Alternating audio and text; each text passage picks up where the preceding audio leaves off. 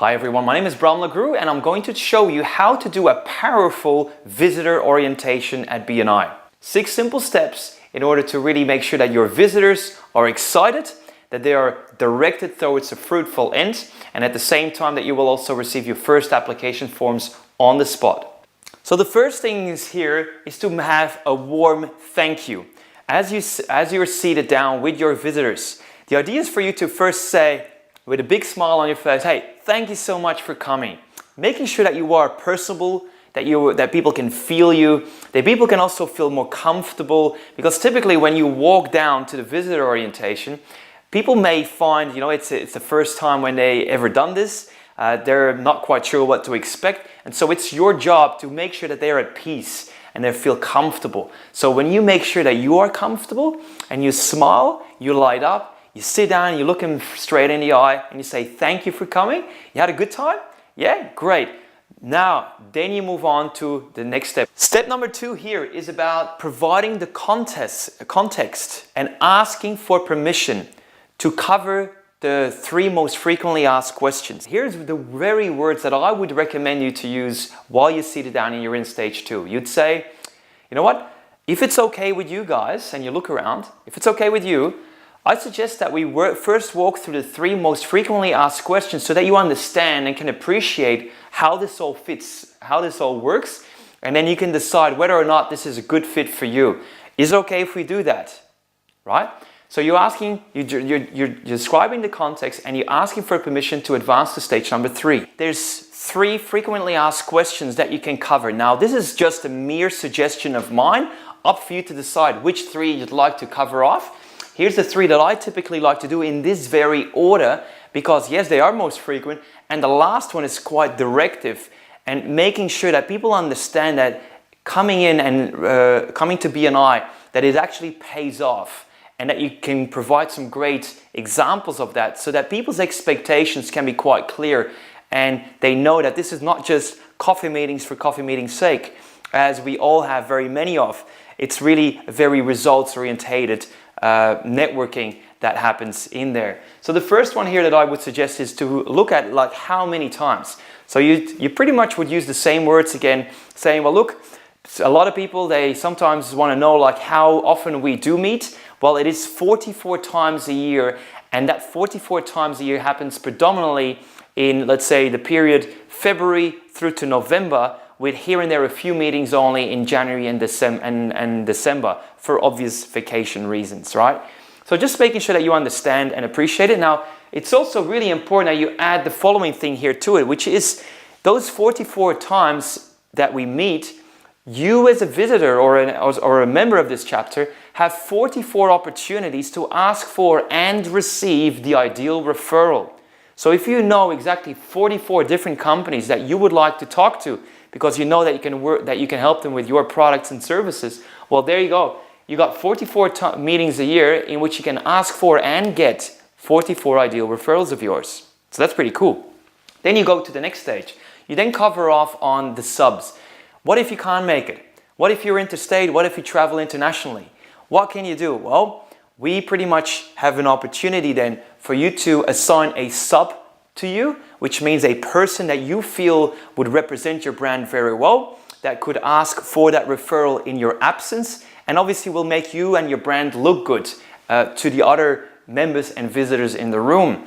So the subs could be staff of yours, your business partner. It could be a happy client that can toot your trumpet and speak very favorably about your services in your absence. Or it could be just a business associate of some kind.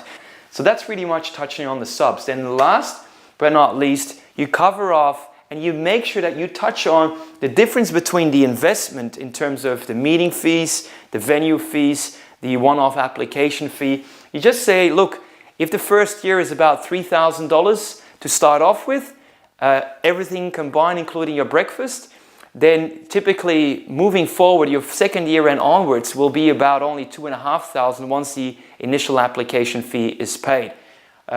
But the most important thing is really about looking at, well, how could it help you grow your business? So in terms of return on investment, I personally, and this is a real story that I share with my visitors when I'm there, I'll share with them that when I actually measured how much the return on my investment is, last time I checked, it was about $1,150 odd per hour. Meaning, whether even I have a one-on-one session and even BNI training, I make pretty much $1,150 per hour that I invest in BNI.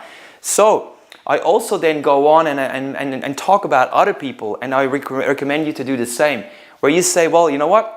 I'm personally aware that somebody in our chapter or in this very city is taking about $1 million home per year on the back of BNI, purely through BNI. Now, obviously, this wasn't the first year, but over the years, the return on investment has grown, and that now amounts to about $1 million a year. Or if you are more comfortable in sharing percentages, you could even say, I know people here in this very chapter that do about 50 to 80% of their business revenue through BNI and through all the referrals they receive.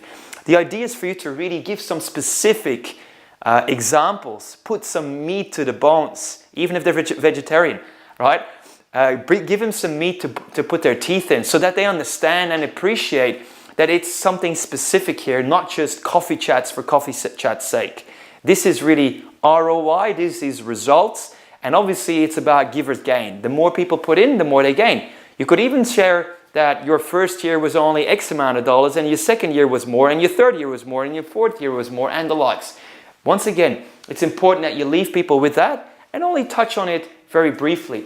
This here so far, this entire process should only take maximum 5 minutes and nothing more. So now we're ready for step 4. Step 4 then is where you ask any other questions of yours that I can ask. And it's important that, again, at this stage, you almost take a step back, you allow people to step in and take the stage, especially if there's multiple visitors in the room. Some people find it very easy to talk, whilst others, are a bit more intimidated and possibly a bit more introverted or shy. So make sure that people feel comfortable in getting out of their shell and saying what lives on their mind. And even if nobody says something, as long as you and the other visitor hosts wait and just smile and nod and look around, if you wait and create that silence and you show that you're comfortable with that, it actually entices other people to occupy that space of silence and start talking in your absence. So then you got probably a room for 1 or 2 questions. And after that, you straight away, after you answered those 2, say, you know what, thank you so much. Those were great questions. I understand that you may have some other questions that pops up later on. In that sense, me and the other visitor host will be happy there to assist you with any further questions. At this stage, you then also straight away go to step number 5, the call to action. It's where you straight away go on. Now that we went through 3 frequently answered questions and 1 or 2 other questions of yours, I'd like to now ask, who sees value in this sort of thing, and who is ready to apply? And you pretty much then zip the mouth, and wait, and again make sure that people feel comfortable about taking the space. If you've done a good job in this sort of 5 odd minutes, chances is that at least one person will say, you know what, yeah, I'm actually pretty keen. And that person, you straight away hand over an application form. And then you just ask, who else is comfortable about applying? When certain people are just a bit more shy and perhaps a bit more reserved, you say, that's fine. We understand that, some people, need a bit more time to think about it, or perhaps even want to come a second time. You are entitled to come in twice before we ask for you to make a decision whether or not to apply. In that sense, please talk to us later on.